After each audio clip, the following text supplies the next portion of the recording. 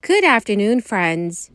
Will you be receiving a benefit check this week? The Social Security Administration is sending out another batch of monthly benefit payments to millions of Americans as lawmakers still debate on how to cut costs for low-income households. Many are being forced to apply for additional aid from their state or city. Dear friends, I'll be going over what relief is available right now. So please make sure that you watch until the end of this video. Also know that every Friday, I will be announcing several winners for the Walmart gift card giveaway. If you would like to enter these weekly giveaway, friends, all you have to do is click and like several of my videos and then comment below the keyword of each video that you watch. The more videos that you comment on, the greater your chances, dearest friends, of winning these giveaways. I want to welcome everyone for coming today and thank you for your time. Without objection, the chair may declare a recess at any time. I recognize myself for the purpose of making an opening statement. Today's hearing focuses on an issue that is critical, of course, to all Americans, and that is the reliability and security of our nation's power grid. When we flip on the switch, plug in your phone charger, or put groceries in the fridge, you expect electricity will be flowing. In fact, we take it for granted. When I was in the military, I remember horror stories of fellow service members that were stationed overseas in other countries, and it wasn't always the case. In fact, it was sometimes regular that they could expect a power outage for up to 3-4 hours daily. And as Americans, we know when it happens for an hour once or twice a year, we get absolutely furious and our heads want to explode. So an elaborate network of power plants, transmission lines, and distribution nodes work every day to deliver electricity where and when it's needed. However, as demand grows, so do the risks for that reliability to fail. In 2023, the North American Electric Reliability Corporation, or NERC, which serves as the watchdog for grid reliability, released its long-term reliability assessment. And that assessment warned regulators and utilities that more reliable capacity was needed to mitigate the challenges presented by growing electricity demand. That is why it's urgently needed, and it's urgently important for Congress to engage in serious discussions to identify the risks to this reliability and safeguard our grid against threats.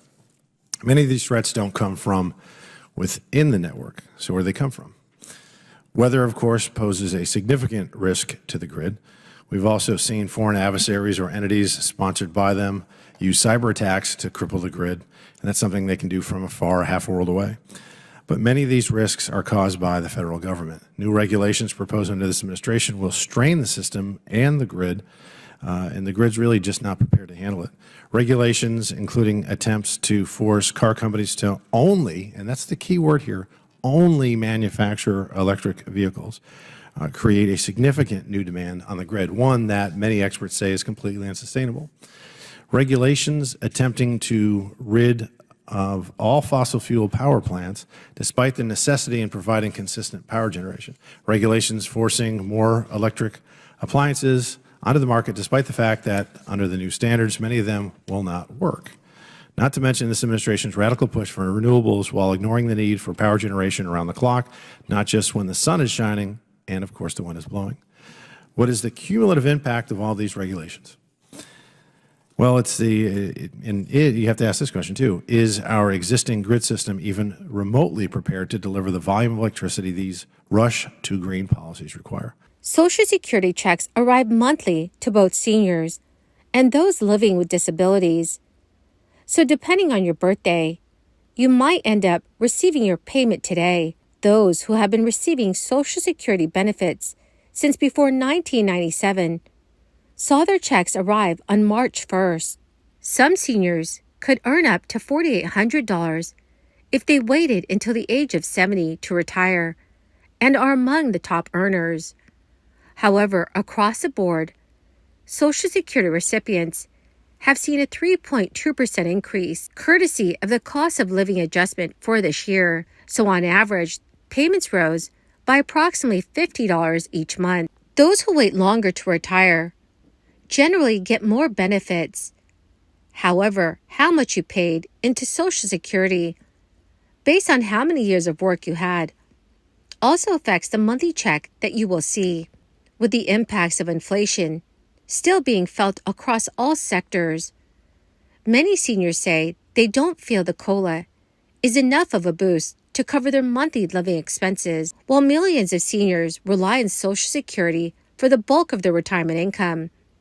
How much they actually need depends on several factors, notably the cost of living in the city and state they reside in, as well as their health situation.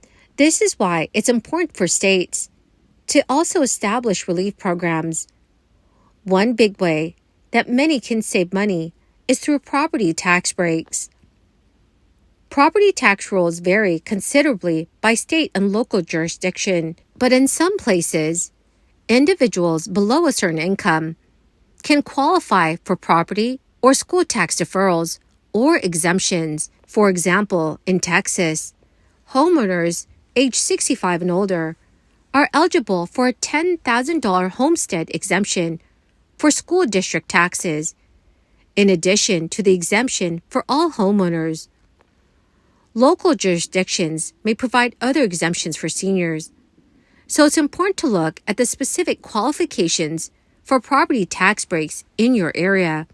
Experts say to claim the credit, retirees must have an adjusted gross income below $17,500 and non-taxable Social Security and pension income below $5,000. Also, friends, according to Newsweek, home buyers have been hoping for months that mortgage rates will come down. But spring might not have the financial savings that consumers are looking for. Instead, experts say that rates are set to rise at a time when home buying tends to be popular nationwide. But because inflation grew by 3.2% in February compared to the year prior, the Federal Reserve is likely to continue keeping interest rates high in hopes of bringing down inflation to its target of 2%. The higher mortgage rates reflect the Fed's uneasiness in response to the latest inflation data. And for the springtime housing market, the impact could be especially severe. He told Newsweek spring is a hot market for buyers, as sellers typically wait until now to list their homes. That is the end of my daily stimulus update video for today. My dear friends, thank you so much for being part of this community. I will be announcing several winners every Friday for the Walmart gift card giveaway. If you would like to enter these weekly giveaway, friends, do make sure that you click and like several of my videos and then comment below the keyword of each video that you watch. The more videos that you comment on, friends, the greater your chances of winning these giveaways.